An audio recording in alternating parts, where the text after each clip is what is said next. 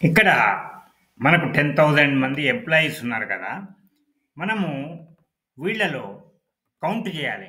ఎట్లా కౌంట్ జేయాలి? 2 కండిషన్స్‌ని బేస్ చేసుకొని కౌంట్ జేయాలి.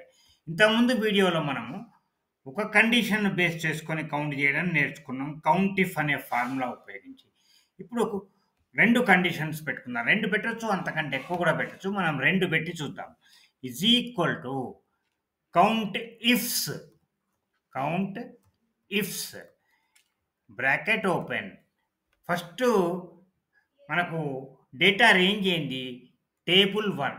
ఇక్కడ నేను సెల్ రెఫరెన్స్ కాకుండా టేబుల్‌కు పేరున్నది కాబట్టి టేబుల్ 1 అని పెట్టిన. దీనిలో మనకు ఫీల్డ్ ఏంటిది? ఫస్ట్‌ది సిటీ. ఇది field. Square bracket close, comma మనం ముంబై అని పెట్టుకుందాం. ముంబై. ముంబై. దీనిలో యాక్టివ్‌గా ఎంతమంది ఉన్నారు? ముంబై అనేది ఫస్ట్ అయిపోయింది కదా!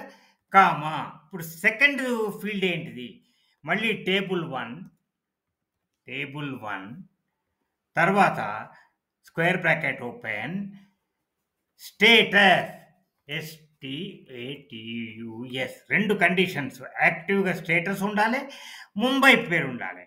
కామా ఏంటిది క్రైటీరియా? Active ACTIVE active. ముంబైలో ఎంతమంది యాక్టివ్‌గా ఉన్నారు? Bracket close, enter. చూసారా? ముంబైలో 1457 ఎంప్లాయీస్ యాక్టివ్‌గా ఉన్నారు.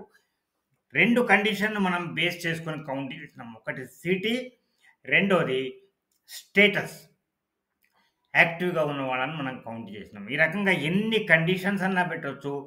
మల్టిపుల్ కండిషన్స్‌ని బేస్ చేసుకొని మనము డేటాబేస్ నుంచి కావాల్సిన ఫీల్డ్‌లో కౌంట్ చేసుకోవచ్చు. ఇది కూడా బేసిక్ ఫంక్షనే. కానీ చాలా చాలా యూజ్‌ఫుల్ ఫంక్షన్. నేను ఇంతకుముందు చెప్పినట్టు డాష్‌బోర్డ్స్ క్రియేట్ చేయడంలో చాలా ఉపయోగపడుతది. అది మనం ముందు ముందు వీడియోల్లో చూద్దాం. ఓకే.